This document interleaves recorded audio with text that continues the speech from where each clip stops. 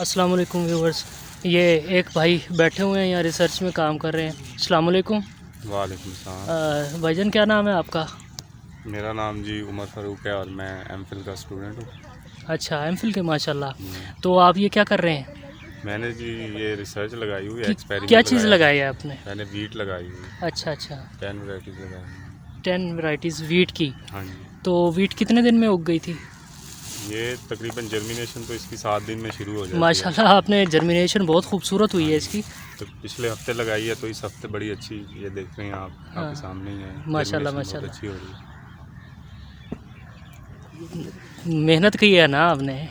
जी कुछ ज़्यादा ही मेहनत कर दी मैंने। एक पहले भी एक्सपेरिमेंट लगाया और वो मेरा नाकाम हो गया है माशाल्लाह से। अच्छा अच्छा। हाँ जी। नहीं, कोई ऐसी बात नहीं है, नाकामी होती रहती है। जब साइंटिफिक आप काम कर रहे होते हो ना, तो थोड़ा सा अगर आपका एक्सपेरिमेंट सही तरह नहीं चल रहा होता तो आपको दोबारा लगाना पड़ता है, क्योंकि इस काम के ऊपर कंप्रोमाइज़ नहीं हो सकता। बिल्कुल ऐसे ही है। मैंने फिर ये दोबारा एक्सपेरिमेंट लगा दिया। मैंने प्लान अब 2 रखे हुए हैं कि एक अगर फेल हो भी जाता है तो मैंने नेक्स्ट दूसरा प्लान बी भी रखा हुआ है साथ में बैकअप के वेरी लिए। वेरी गुड, वेरी हाँ गुड। जी। ओके जी, बड़ी ओके, मेहरबानी, थैंक थैंक यू। यू।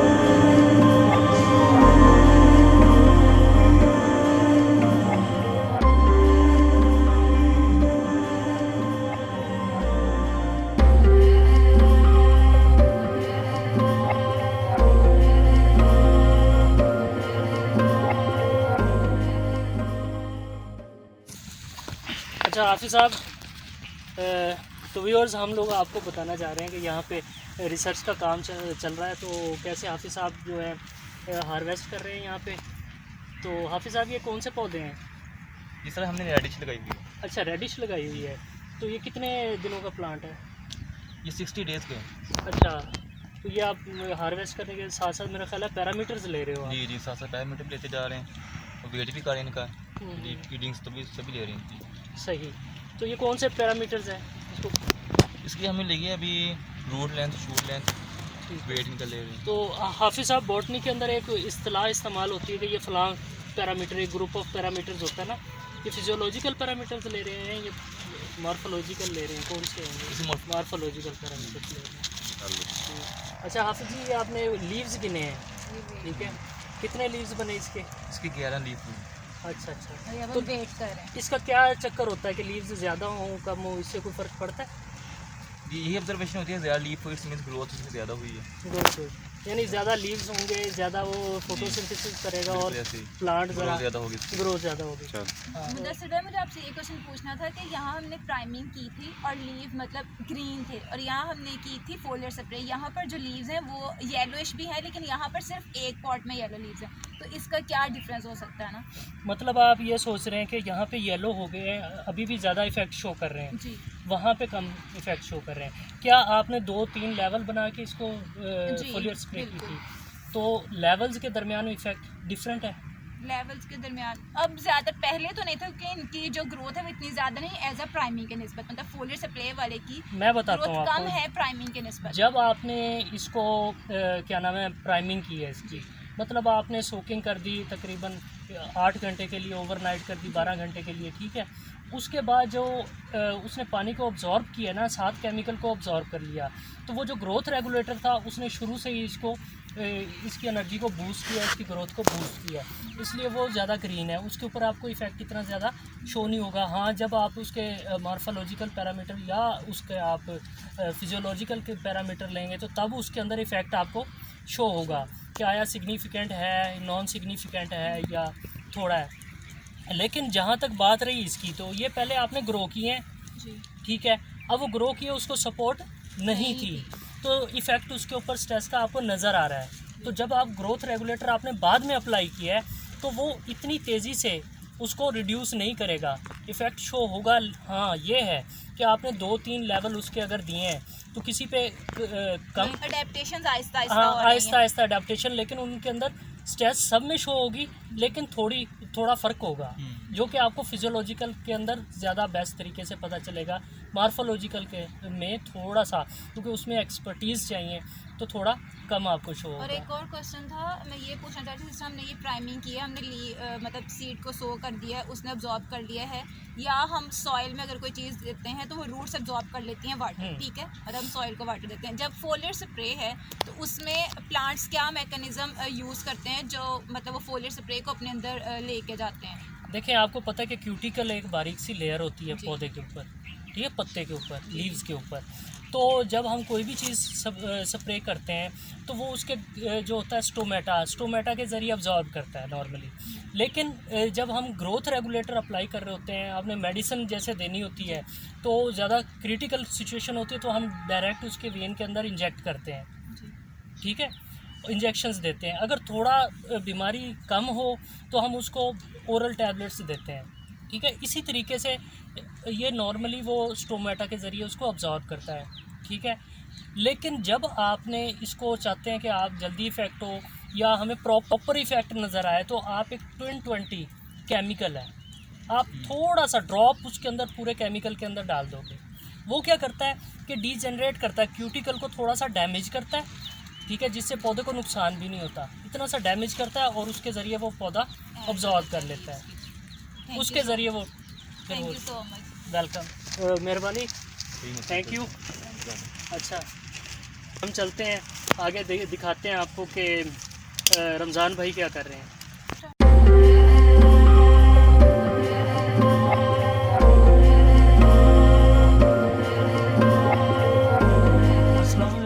मैं हूँ मुदस्सिर ख़ान और आप देख रहे हैं मुदस्सिर ख़ान व्यूज़। आज हम थोड़ा सा आउटडोर निकले हैं, हमने सोचा कि थोड़ा सा रिलैक्स किया जाए, इधर से आप लोगों को दिखाया जाए, माहौल दिखाया जाए। तो मैं एक इंस्टीट्यूट के अंदर आया बैठा हूँ, नाम मैं यहाँ नहीं लेना चाहूँगा।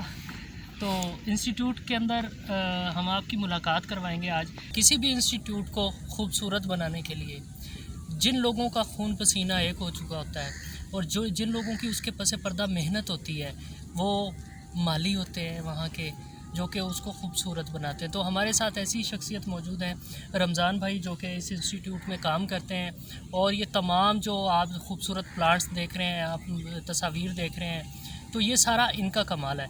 अस्सलाम वालेकुम रमज़ान भाई, कैसे हैं आप? वालेकुम अस्सलाम, अल्लाह का शुक्र। थोड़ा सा ऊंचा बोलें ताकि आवाज़ भी अच्छे से वालेकुम आए। अस्सलाम, अल्लाह का शुक्र है जनाब। अच्छा रमज़ान भाई, और सुनाए हाल चाल कैसे हैं, काम कैसे चल रहा है? अल्लाह का शुक्र है, काम में अल्लाह का शुक्र है, ज़बरदस्त जा रहा है। तो रमज़ान भाई आप कितने बजे ड्यूटी पे आते हो यार?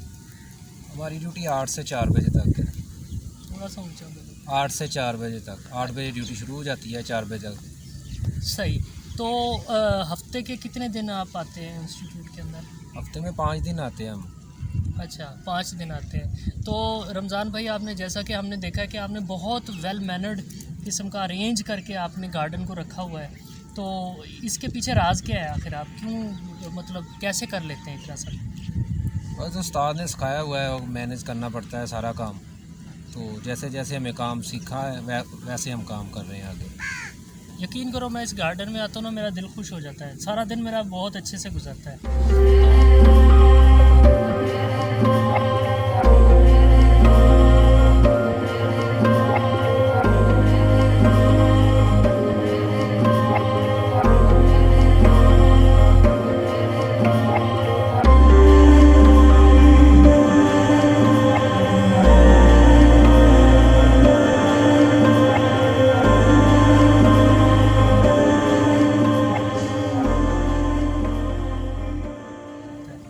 तो रमज़ान भाई, आप कितने बच्चे हैं माशाल्लाह आपके? मेरे जी 2 बेटे हैं, 1 बेटी है, 3 बच्चे हैं। अच्छा, सब पढ़ते हैं? जी, 2 पढ़ते हैं, 1 नहीं पढ़ता, छोटा है। सही। तो रमज़ान भाई, इसके अलावा आप ये क्या क्या करते हैं यहाँ पे काम? ये है माली का काम जो होता है, इनको मेंटेन करना, गोडी वगैरह करना, सर्चिंग वगैरह का भी काम करना, और ये सारा काम इनके मैनेज करना पड़ता है। अच्छा, तो जो रिसर्चेज है तो स्टूडेंट्स, ये तो स्टूडेंट्स का काम है, आपका तो काम नहीं है। नहीं, वो उनको थोड़ा सा मैनेज करना पड़ता है ना, उनको समझाना पड़ता है। जैसे उनको उस्ताद समझा के भेजते हैं उनके, तो उसके हिसाब से हमें भी थोड़ा सा काम, यानी कि हमने भी किया हुआ है ना, तो इसलिए।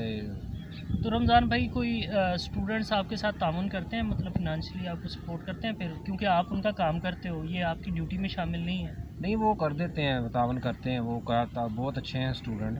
कोई भी आता है ना हमारे साथ तावन करता है, उनको पता है कि मेहनत कर रहे हैं भाई, तो इसलिए वो बहुत तावन करते हैं। अच्छा, आपसे एक क्वेश्चन करना है चाह रहा था मैं, कि आप ये जो रिसर्चेज का काम करते हैं, तो यहाँ पे जो स्टूडेंट्स आते हैं, अब सब तो एग्रीकल्चर बैकग्राउंड से नहीं होते, इवन कि उन्हें पता नहीं होता। एक दफ़ा व्यूअर्स हम लोग गए, एक स्टडी ट्रिप था, तो वहाँ एक लड़की ऊपर देखती फिर रही है, दरख्तों की तरफ देखती फिर रही है, ठीक है। सर ने पूछा क्या देख रही हो, तो कह रही मैं देख रही हूँ कि इधर किसी ने कहा है कि तरबूज भी लगे हुए हैं।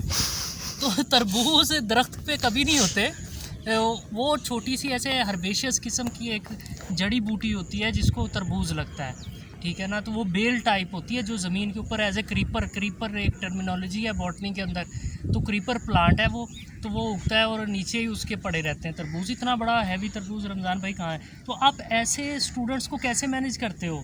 उनको तो पता नहीं होता। शहरी जो मम्मी डैडी होते हैं ना, तो उनको नहीं पता। जो देहाती लोग होते हैं उनको तो सारा पता होता है कौन सी फसल कहाँ हो रही है।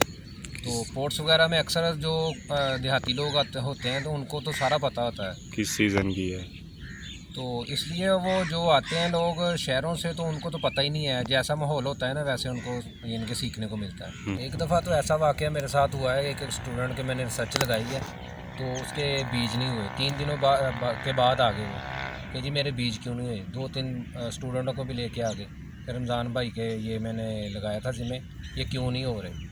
तो ये ना होने वाला तो चक्कर ही नहीं ना, 5 से 7 दिन या 8-10 दिन भी लग जाते हैं एक बीज को निकलने में।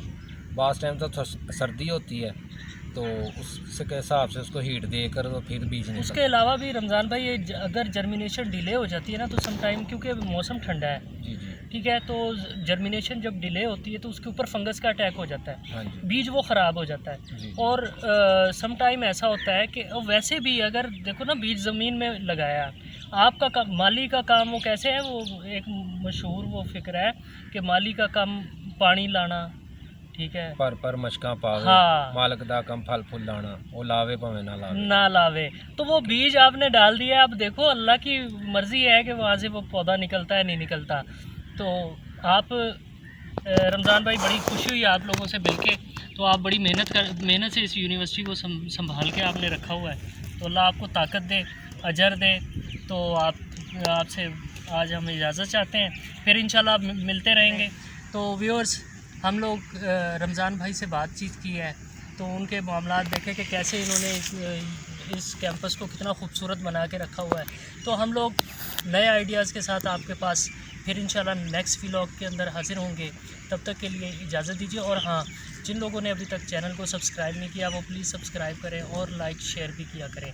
अल्लाह हाफ़िज़।